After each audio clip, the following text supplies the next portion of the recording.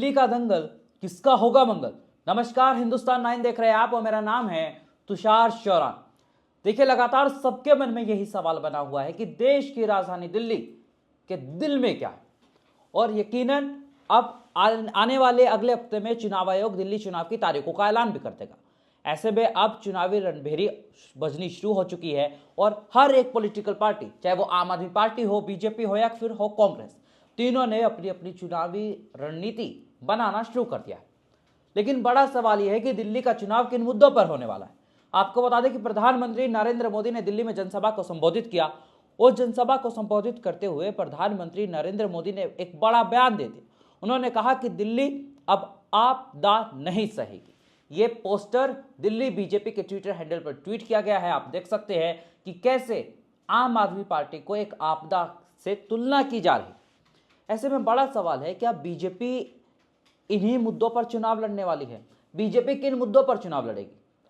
क्या शराब घोटाले के मुद्दे पर बीजेपी चुनाव में आगे बढ़ना चाहती है? लेकिन अरविंद केजरीवाल का कहना है कि दिल्ली में शराब घोटाले के जरिए और शीश महल वाला मुद्दा उठाकर बीजेपी आम आदमी पार्टी को बदनाम करने की कोशिश कर रही। बीजेपी आम आदमी पार्टी को जमीनी मुद्दों के तहत नहीं हरा सकती, इसलिए झूठे आरोप लगाकर चुनावों में हराना चाह रही। ऐसे में कांग्रेस भी इस बार चुनावों में बड़ी तेजी से उतर रही। आपको बता दें, मुख्यमंत्री आतिशी मार्लेना के खिलाफ कांग्रेस अलका लांबा को चुनावी मैदान में उतारने की तैयारी में। ऐसे में इस सीट पर चुनाव कालकाजी सीट फंसती हुई दिखाई दे सकती है। वहीं पूर्व मुख्यमंत्री अरविंद केजरीवाल की सीट नई दिल्ली सीट पर भी कांटे का मुकाबला हो सकता है। आपको बता दें कि कांग्रेस ने पूर्व मुख्यमंत्री शीला दीक्षित के बेटे संदीप दीक्षित को टिकट दिया है और बीजेपी हो सकता है कि अपने पूर्व सांसद परवेश वर्मा को टिकट दे। लेकिन बीजेपी बिना चेहरे के चुनावों में क्यों उतर रही? क्या बीजेपी के पास दिल्ली में कोई बड़ा चेहरा नहीं है? देखिए, आप हिस्ट्री में चलिए। 2013 विधानसभा चुनाव, जब बीजेपी ने चेहरा घोषित क्या किया था, हर्षवर्धन पूर्व सांसद। 2015 में किरण बेदी का नाम सामने रखा था, पूर्व आईपीएस अधिकारी। उनके चेहरे पर चुनाव लड़ा, महज 3 सीटें बीजेपी दिल्ली में जीत पाई थी। 2019 में बिना चेहरे के 2020 में माफ कीजिएगा, बीजेपी ने बिना चेहरे के चुनाव लड़ा, 8 सीटें बीजेपी लेकर आने में कामयाब रही। लेकिन अब बीजेपी के सामने दिक्कत क्या है? देखिए, बीजेपी के स्थानीय नेता चाहते हैं कि बीजेपी पूर्व सांसद परवेश वर्मा के नाम पर चुनाव लड़े। लेकिन बीजेपी परवेश वर्मा का नाम आगे इसलिए नहीं करना चाहती, अगर मनोज तिवारी का नाम आगे नहीं आया तो पूर्वांचल वोटरों में गलत संदेश जाएगा। अब सबसे पहले एक बार यह जान लीजिए कि पूर्वांचल वोटरों का दम दिल्ली में कितना है। देखिए, दिल्ली में 70 विधानसभा सीटें हैं और कुल आबादी का 40% हिस्सा पूर्वांचली वोटर। आपको बता दें, 70 में से 29 विधानसभा सीटों पर पूर्वांचली वोटर हार जीत में अहम भूमिका रखते और ये 29 में से पिछली बार 24 सीटें आम आदमी पार्टी ने जीती थी और 5 सीटें बीजेपी ने जीती थी। और इसीलिए बीजेपी चाहती है कि ये जो छठ पूजा में यमुना का झाग झाग पानी होता है, ये सब मुद्दों को उठाकर और आयुष्मान कार्ड वाला मुद्दा उठाकर पूर्वांचलियों को लुभाने की कोशिश कर रहे हैं। बीजेपी ने अब एक पोस्टर जारी किया है जिसमें प्रधानमंत्री नरेंद्र मोदी की तस्वीर है, जिसको देखकर मानो ऐसा लग रहा है कि बीजेपी प्रधानमंत्री नरेंद्र मोदी के चेहरे पर ही चुनाव लड़ने जा रही।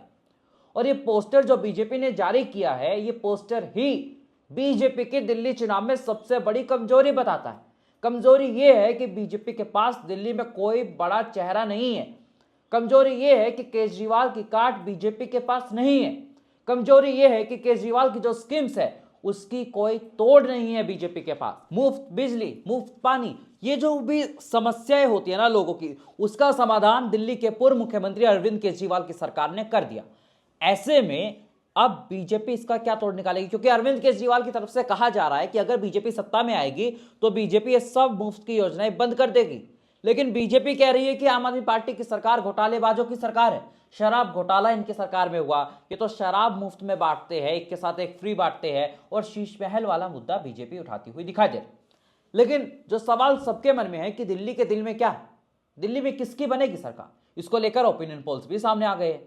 ओपिनियन पोल में बीजेपी को 10 से 22 सीटें मिल सकती है, कांग्रेस को 0 से 2 और आम आदमी पार्टी को 47 से 7 सीटें मिलती हुई दिखाई दे रही। ऐसे में साफ तौर पर यह ओपिनियन पोल बता रहा है कि दिल्ली के दिल में आज भी अरविंद केजरीवाल और आम आदमी पार्टी बसती हुई दिखाई दे रही।